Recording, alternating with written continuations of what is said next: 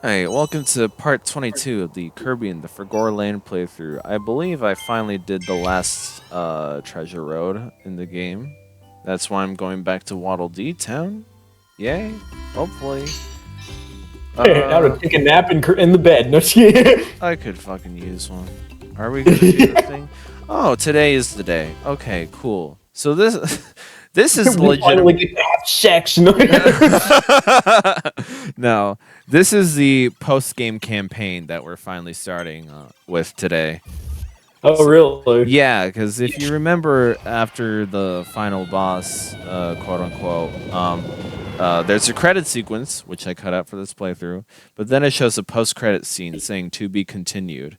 So what does that mean? Incentive to play the game more. I can't. I wonder how many people misinterpreted that and thought we had to wait for the next game to follow up the plot point. I mean, I probably would have. Oh yeah, I've actually. It's funny you say that. I remember long ago when I religiously watched Let's Play channels. Um, I was watching a Let's Play for Lego Star Wars 3. It's a game I had played up to that point. I just wanted to see somebody else's gameplay of the game. The dude inadvertently ended the playthrough early because he thought he had beaten the final stage, and I know for a fact he did not beat the final stage. So everyone in the comment section is like, "You didn't finish the game. Go back and finish the game."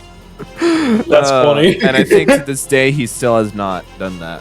That's hilarious. He just finished the game without having known that he finished the game. That he didn't finish the game, rather. But that's besides the point. Hey, this is the Isolated Isles Forgo Dreams. It's 6 stages. These are pretty long stages. Each stage has it's a remix of the 4 stages from its respective worlds. So yeah. I was gonna say this kind of looks like the intro stage from the beginning of the game. I'm only showing off the first stage in the Isolated Isles because these stages are, no lie, take up 15 fucking minutes. Oh my god. Yeah, because it remixes a whole bunch of stage assets and, well, not assets, but like it takes certain rooms from their respective worlds. So you know how there are 4 levels in each world in the game? It basically takes like a select number of rooms from each of the 4 levels and puts it into here. It's kind of just like an all-star kind of like yeah, back-to-back basically mode. It's not every single room in every level, but it's a select few. And so each of the worlds here take up about 15 minutes. I'm only showing off one. Because if I had... That's pretty fair, because if you showed the other ones, this would be another, like, 4 episodes, probably. Yeah, I don't... Like 4 or 5 episodes. I think for the content that it gives you here, it's not really worth watching the entire thing. Because we understand the formula of how it goes. We don't necessarily want to see the rest of that. It was something I was contemplating to myself during the recording of this. Because I didn't exactly know how I wanted to showcase this part of the game off. Answer: I didn't. Oh man. But you only get to see the one stage and get the idea of how the rest of the Isolated Isles are. So, yay! If I had shown them all off, this would be like a 28-part playthrough. Yeah. I think we understand the gameplay loop enough to not see the whole thing. Yeah, that's kind of one of my problems with just Kirby Forgotten Land in itself. I get very stale of the gameplay loop very fast, and it was just a mental... It was kind of a mental obstacle for myself, really, during recording this, because I knew I was just going to do the same rinse and repeat over and over again. It's still a fun time, don't get me wrong, but I think playing it in bursts is better suited rather than marathoning the whole thing. Yeah. Yeah, because you're going to get very bored very quickly of the gameplay loop here. especially since I wanted to go out of my way to get as many of the Waddle Dees as possible. No. Oh yeah, there aren't Waddle Dees in the Ice of Denial stages. It's those little spirit things that you see right there. Oh yeah. Yeah, the 3 spinning spirit things, or whatever. You have to collect enough in total, collectively amongst the 6 stages, and I hope you get enough to unlock the true final boss. If you don't, you have to go back and replay the stages. And no, it's not a thing where, like, if you meet the requirements right then and there, you can exit out of the stage. No, you have to go and play through the 15-minute long stage again. Fun times. Fun times, yeah. I forgot the actual number, but I believe... Oh, yeah, and Elfilin will clue you in as to say, hey, you got all the spirit pieces in this particular room. So that's nice to know. Okay. Okay, so 50. Each stage has 50, I'm assuming. It might be different, but do I care? No. But yeah, I don't remember the total number it takes to unlock the true final boss. But yeah, it's Leongar's spirit that we're collecting here, because he's trapped in his own thingamabobber. I don't really know.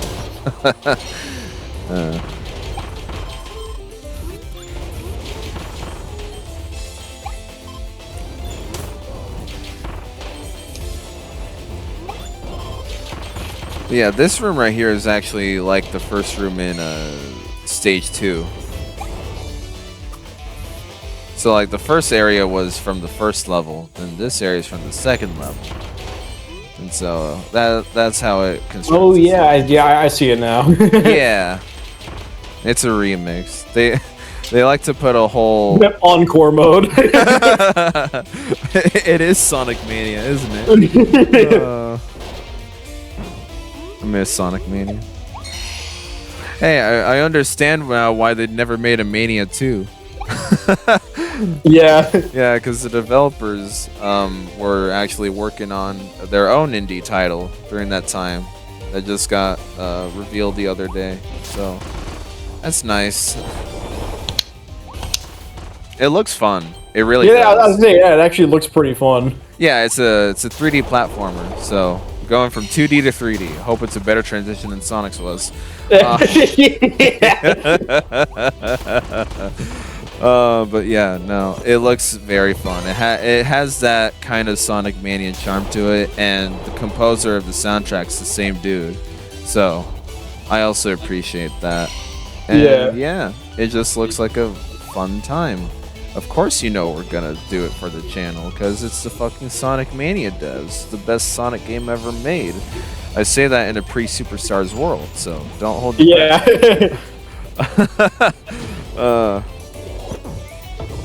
Also, can I say, I happened to notice this on like the Sonic the Hedgehog Twitter or Instagram or wherever, because you know they're doing the Sonic Superstars is doing some sort of collab with the Lego Sonic stuff. Oh yeah. Yeah, I happened to notice the caption on that tweet that said, "Block off your calendars." Get it? Block, Lego block. Haha. Oh. But the quote's still saying block off your calendars, and I'm like, my brother in Christ, you still have not given us the release date, so how can we? That's a good point, actually. Yeah. How can? Yeah, fall 2023. Sure, that's like an estimate, but yeah, that's within a range of like fucking 3 months. Right. Oh my god. God. Sega is so good about marketing. They are the absolute best at marketing. The absolute masterclass that was the IGN first look of Sonic Frontier. Yeah, I was gonna say, just look at Sonic Frontier. Oh, it was the best gameplay demo of an early build, but we didn't know it was an early build at that time. Because because we didn't know anything about the game. Then they're like, hey, look at this bad gameplay. Look at this misrepresentation of the game here. Are we? Oh god, I still fucking remember that day was not good. It was completely Sonic Team's fault. But whatever. The game's alright. I've been seeing stuff where people are kind of like concerned about Sonic Superstars because it's made by the same people who made Hey Pikmin and Balan Wonderworld and stuff. What? Yeah. Okay, that I did not hear. Who let Yuji Naka out? I'm kidding. Oh man. Because I mean like because it's like Arzest or whatever, and they made like I can find it. It's like Hey Pikmin, Balan Wonderworld. I think they also made like a Yoshi 3DS game or something like that, I guess, or whatever. So I guess some people are a little kind of concerned about that, but I guess the main person of Arzest made like like level design and like the character of like I think the original Sonic games, like Sonic 1 or whatever, Sonic 2. Oh. I think. I don't know. Yeah, okay. So it should be fine, but yeah, some people are just kind of a little concerned about that. So I don't know the quality of either that 3DS Yoshi game or Hey Pikmin. I know that they're kind of weird, but that's besides the point. The thing with Balan Wonderworld is that Yuji Naka, as we all know, being the original head of Sonic Team back in the 90s, 2000s, he's kind of a shitbag. You wonder why he got arrested, right? Yeah. No. He claimed that it was Square Enix's fault for the quality of Balan Wonderworld. It wasn't. It was all him. Like, the actual people coding the game, like, I'm pretty sure they're going to be fine, but it was just his direction with the project that was just made the game bad. I want to find a worse word than bad, but there's just no other. It's just kind of it's a stain in many stains of Yuji Naka's. It's that Adventure 2 mindset where everything needs to be mapped to the same button. That's the thing. And he said that was Square's fault for having him consulted that design philosophy. Motherfucker, we've seen your design philosophy before in your older Sonic games. We know who is at fault here. So, yeah. Yeah, but yeah, for Sonic Superstars, it's I think it was like Naoto Oshima or something. Which, like I said, they were like the level designer for like the original classic Sonic. So like I said, it should be fine, but it's just I've heard that name before. Yeah, he is the original Sonic level design creator, which with a couple of flops in Sonic 1, the being the exception rather than the rule. That level design is fucking phenomenal. He knows how to make good Sonic levels, so we like hopefully that won't be a problem for Superstars. Yeah, it shouldn't. And what we've seen from the trailers, it really shouldn't. Yeah, it actually looks pretty good. Yeah, from the trailers and a little bit of. I think there was also like a bit of gameplay from like IGN Japan, I guess, and like that looks pretty good too. I don't think I've seen that yet. I think they show. I think they show like a full level of like that jungle world that we saw or whatever. Oh yeah. Yeah. I think they show like a full level of that, and it actually looks pretty good. So. Yeah, it looks just like classic Sonic should. Yeah. It was. So apparently, well, as you might know, Josh. That trailer caught me completely off guard because I had heard nothing about it. I'm kind of one to stay away from rumors because I just don't believe that they ever happen. You know, it's kind of a respectable position, isn't it?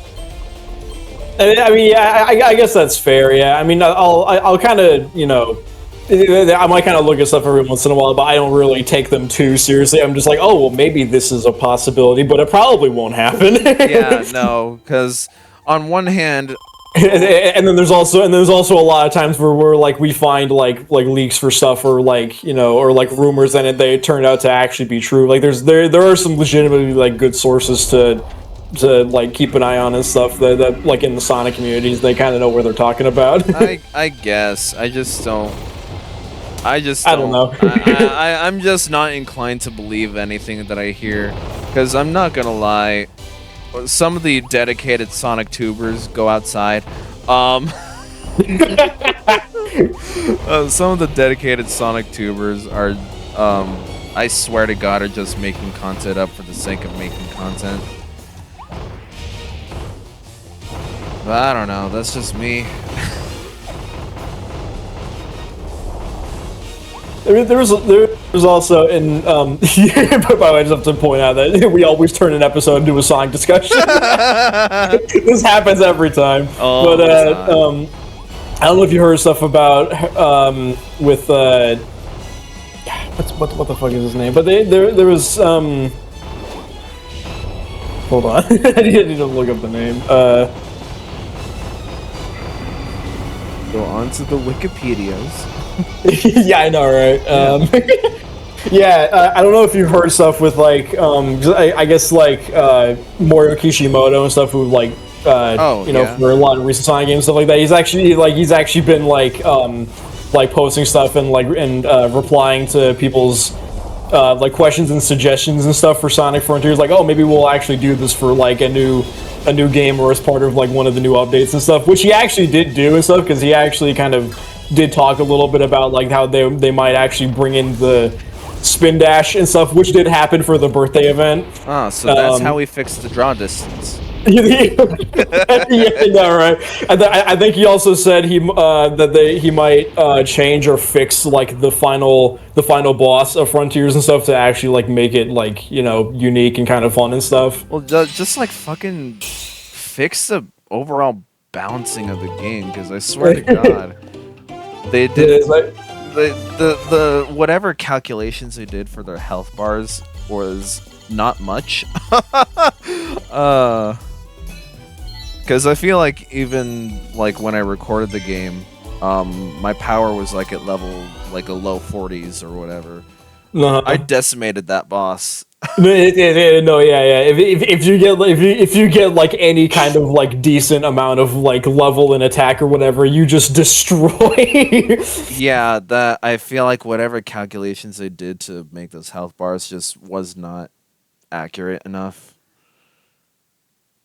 So and it doesn't help that a lot of people probably now, especially with like because they have like the new game plus and stuff like that and whatever with the recent update, but the problem with that is that a lot of people probably have maxed out stats, which means like new game plus is just not going to be a challenge unless you play on extreme mode, which automatically sets all of your stats to 1. Oh.